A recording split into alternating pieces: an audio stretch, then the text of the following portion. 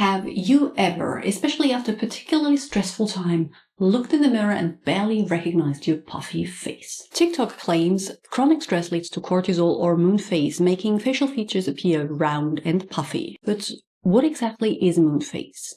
How does cortisol work in the body, and should you really be worried? Let's take a closer look from a medical perspective. Welcome back to my channel. I'm Dr. Anne, a medical doctor here to teach you how to best take care of your skin and general well-being.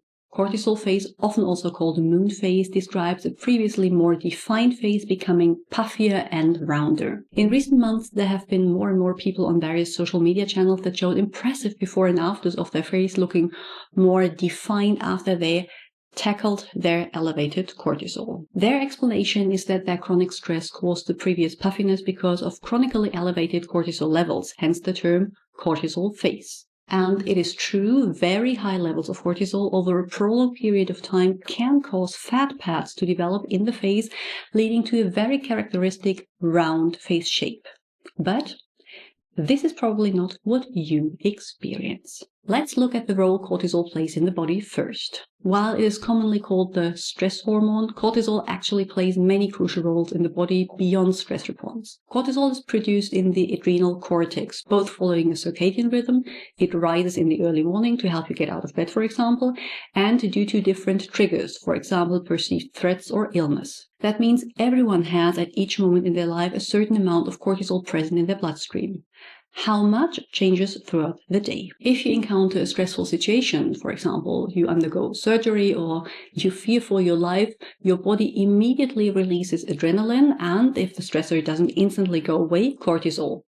This elevated cortisol production goes away when the stressor has gone away. If you spotted a saber-toothed tiger, your body would release adrenaline to heighten alertness, followed by cortisol to provide quick energy for escape. Once you did outrun the tiger, the cortisol levels will drop again and your body functions will get back to normal. Being too low on cortisol is called hypocortisolism and can occur due to different factors, for example due to morbus Addison, a disease where the adrenal cortex can't produce enough cortisol to meet basic demands. That leads to weakness, gastrointestinal symptoms, hypoglycemia, and can, in severe cases, be deadly. So you see, cortisol is actually quite important. While a short-term elevation of cortisol will have no noticeable effect on your face, chronically elevated cortisol levels might.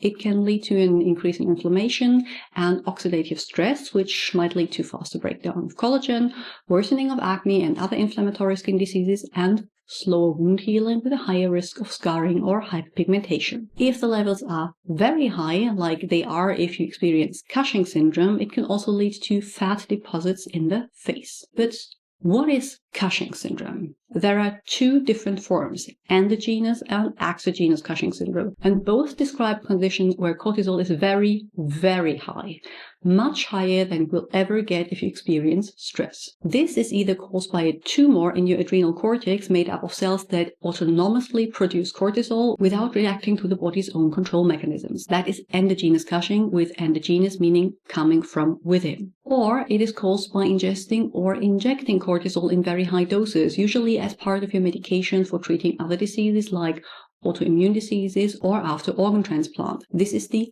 exogenous Cushing, exogenous meaning coming from the outside. People suffering from Cushing syndrome do develop a very round face, but they also show various other signs of hypercortisolism. They have fat deposits in the face, the neck, and around the middle part, leading to a characteristic hump between the shoulder blades, often referred to as buffalo hump. At the same time, they lose muscle mass, meaning they have thin arms and legs with a very round belly. There's often flushing of the cheeks, so the face is not only round but also quite red, and increased hair growth on face and body with increased hair shedding on the head. The skin starts to thin, leading to increased chance of bruising with a slower wound healing and the appearance of purple and quite broad stretch marks, especially around the belly and chest. Not visible but very important are an increased risk of diabetes, hypertonus, osteoporosis, and infections. It is highly unlikely that the puffiness you notice when you look in the mirror is caused by elevated cortisol, unless you experience other symptoms that are associated with Cushing syndrome. If you, however, suspect that it is indeed Cushing you have,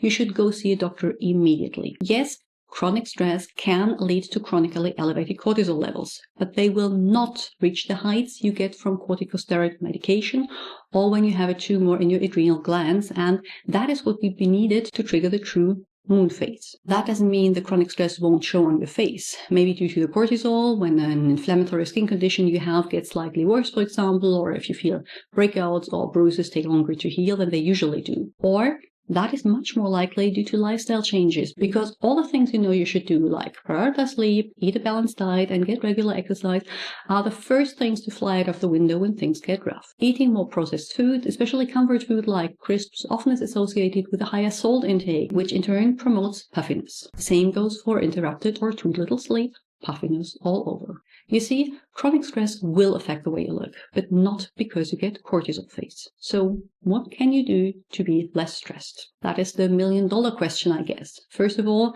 not everyone that experiences stress daily is chronically stressed. Many people do have stressful jobs but manage to decompress so efficiently that their stress markers aren't elevated over prolonged periods of time. And while what works best is different for everyone, your best bet are the things both free and incredibly boring. Sleep, food, exercise, and mindfulness. Prioritize your sleep so your body and mind can recover. Eat a balanced diet with nutrient-rich foods so your body has the right fuel. Get regular exercise and practice mindfulness through meditation, breathwork, or whatever else you prefer. No, there is no supplement I recommend to lower your cortisol.